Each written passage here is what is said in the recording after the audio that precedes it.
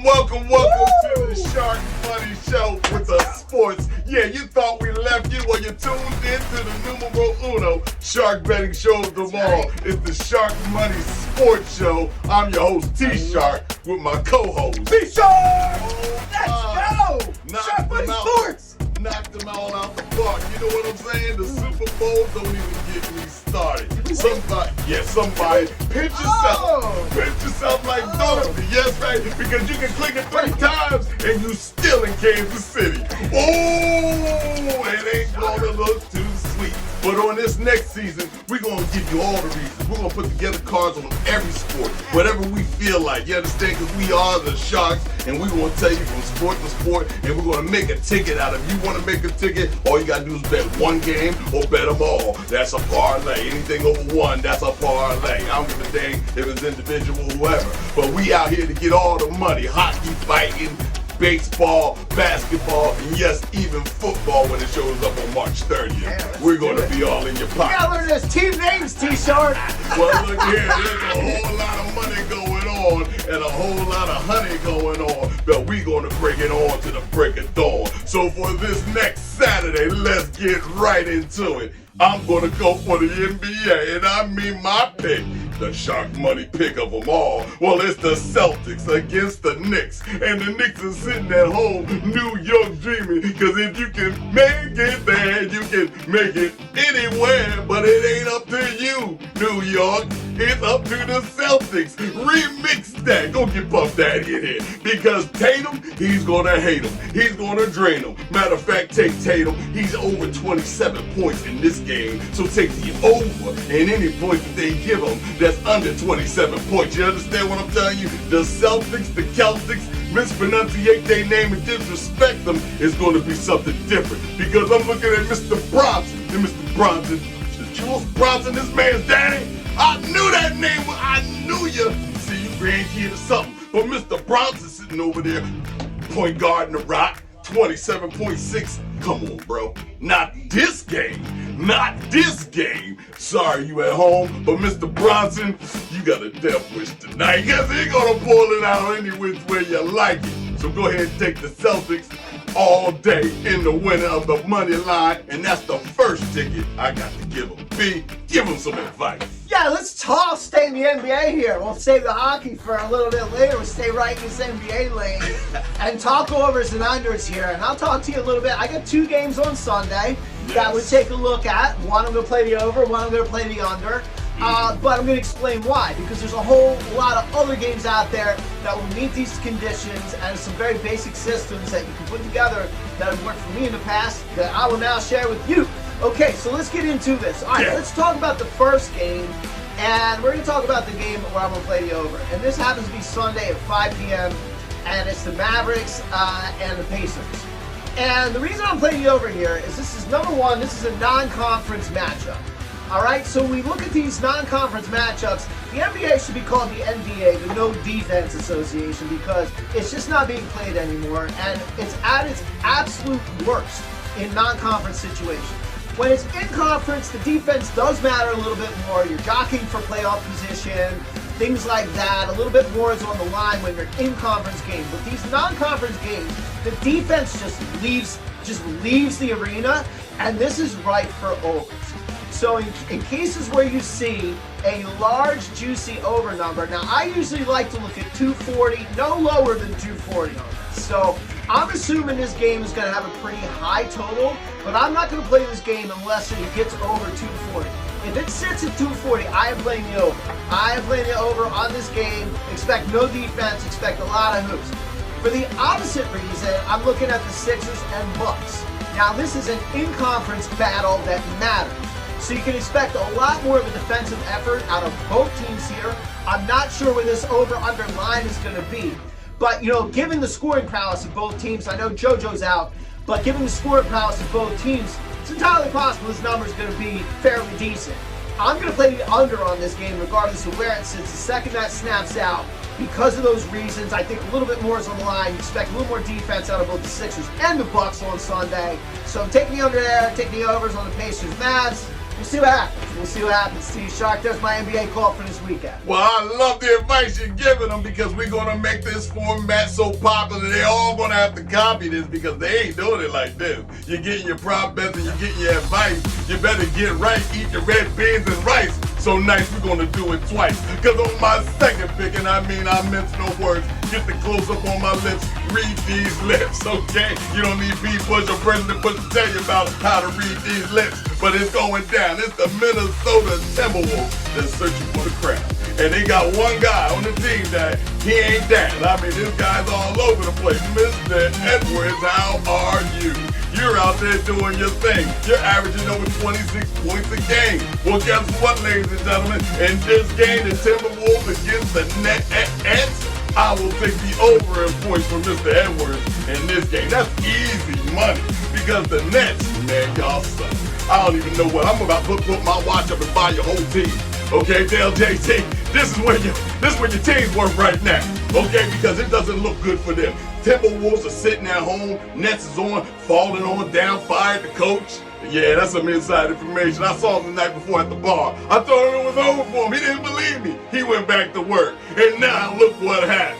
So in this case, take the Timberwolves. Take Mr. Edwards. And by the way, take Rudy Gobert from the France for the over of the 12 rebounds a game. What more can I say? That's 3 picks. Hey, B. Give it to him. Let's talk hockey. Let's go to the ice tea Shark. I'm feeling a little chilly here. And I'm going to give you 4 games to look at here and a couple of different systems that it's based on. The first game I'm giving you, we talk about planning for the week ahead here. And this situation actually happens not a whole lot in the NHL across the entire season. Only a few dozen games actually meet this criteria.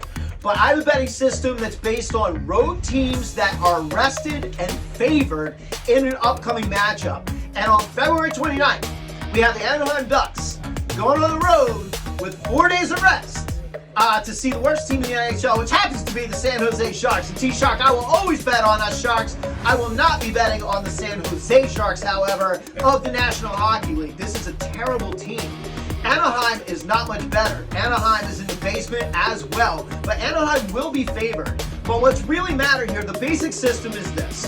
When you have 3 days of rest or more, and you're not playing a prior year playoff team, such as the San Jose Sharks, they were not in the playoffs last year, you can pump down on that favorite because rest matters in hockey. It is a super physical sport, that rest matters, and you can expect Anaheim to go up with fresh legs and take advantage of a really bad hockey team. So I'm going to play that Anaheim Ducks money line on the road there. Expect a well-rested team put up some points that night against a bad San Jose Sharks team. Then we're going to look at the other end because, again, hockey is a grueling sport. We're going to go to the Boston Bruins. And, in fact, they have a game on the 26th against the Seattle Kraken. The 26th, T-Shark, I believe, is on Monday. This is at the end of a 4-game road trip. The Boston Bruins go into Edmonton, Calgary, Vancouver, and they will end up in Seattle. And you know what? Being a traveling man myself, I'll tell you what, these road trips are for the birds, man. Everybody thinks, oh, traveling's great. No, it wears on you. And you miss your family. You're human, right? You want to be in your own home, your own bed, and all this stuff, man. I'll tell you what, that final game comes in. A lot of these guys, sometimes they're checked out and thinking about that trip home already, and you can take advantage of that. So Boston, they've only lost 12 games all season. When are they going to lose? They could possibly lose on this last game, this last leg of a long road trip if they're like doing well, which they are, and they're about ready to head home and be a little checked out. So I'm gonna bet to fade the Boston Bruins there and bet the Seattle Kraken on this Monday. And for the same reason, I am also looking at fading the Dallas Stars on the last leg of a long trip in Carolina. I'm going to play the Carolina Hurricanes on Saturday. And then finally there,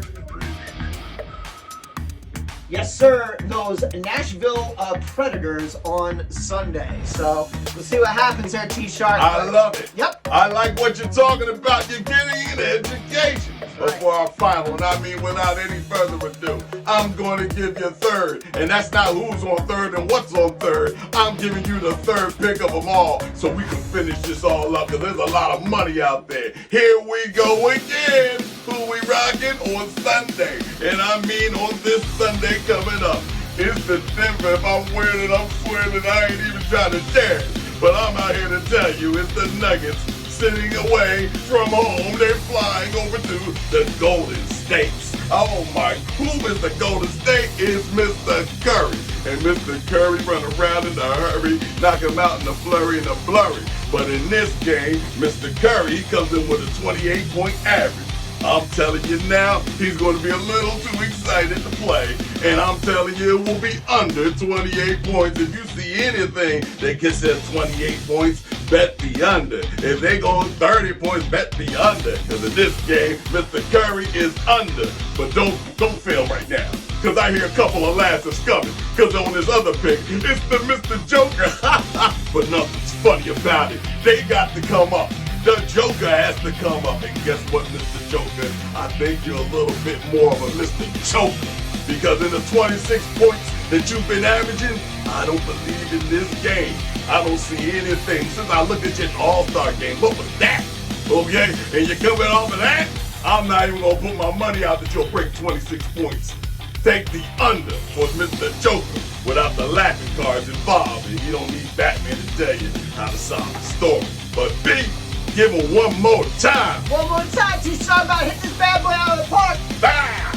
Yeah, no, it's February. We're talking baseball. There Baseball you go. betting. You're used to it on Sharkmoney Sports, people, because baseball has more betting opportunities each season than any other sport, and it's not even close by far. Some like 2,600 plus games to bet on across the course of a baseball season. Another fun fact about baseball is that underdogs cash more in baseball than any other sport. The worst teams in baseball still sit at about a 40% winning percentage. So this means your underdogs are cashing 2 out of 5 tickets.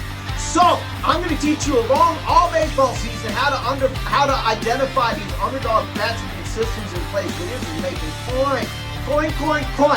But right now that's not possible. So we need to talk baseball futures. And I was looking at the futures market. I came in the studio. I was like, T-Shark, I like our Phillies. I like these Phillies. This is not a homer. I separate my fandom from the business. Get the money. But I'm going to tell you, the Phillies today to win the National League are sitting at plus 700. And they are sitting at third favorite to do that behind the Dodgers in the West and the Braves. Once again in the East, Dodgers sitting at plus 180. Braves sitting at plus 300 using BetMGM. Or maybe different odds depending on the book. This being said, I love the Phillies at plus 700 for the National League to win it. They won it 2 years ago. They were right there. They should have won it last year. They should have absolutely done it. They faltered. They had a couple of bad games and fell apart for sure. But this isn't a team that's necessarily on the downswing. They were adding talent last year, some good talent with like young center fielder Johan Rojas. He had a rough playoffs, but you know what? I expect him to be better. I expect the Phillies pitching to be better, but the reason I expect the Phillies to be right back in there is because of the general manager, Dave Dombrowski. This guy has a World Series pedigree. He is not a joke. He's not overwhelmed by this. He's seen everything there is to see in baseball, and I guarantee you, he had that plan executed well before the Phillies exited last season. He was already working on this season. So, and strengthening the bench and strengthening the line. If they need pitching, there's definitely some moves that have to be made, but the Phillies have the leadership to do it. And I think they're going to. So what I think this means is at plus 700 today, it's a good time to pick it up. Because I think as the Phillies do add pieces, they become more of a logical fit. They always are the Braves. Are the Braves better? Yes. The Phillies match up really well against the Braves. They always have. So I will play the Phillies over the Braves. I'll take that risk. I mean, it's plus 700. So you can't expect it like, you can't go in like, oh, it's going to nail it. But I like the value at plus 700. I think it'll be less as the season progresses. Pieces are added. They'll be more like plus 500, plus 400, things like that. So getting it now plus 700, I like it. I'm going to do it. It's plus 14 for the World Series. Don't know if I'm going to push real heavy on that, but I'm definitely going to take that National League pennant at plus 7. You better start listening and learning. And if you didn't learn anything from the last season and the season before and all of that, so many rights you can't be wrong. I mean, everywhere I turn is a right turn. Okay? But let me put it to you this way. It's the Sharkmoney Sports Betting Show. And like I said, I'm T-Shark, my co-host. Big Shark! Yeah, you keep tuning in and keep on subscribing and loving every bit of it. Because we gonna be back again. We gonna have some fight night. We gonna have every time. Whatever's out there, there's a bet on it. Until next week, it's been fun. It's the show.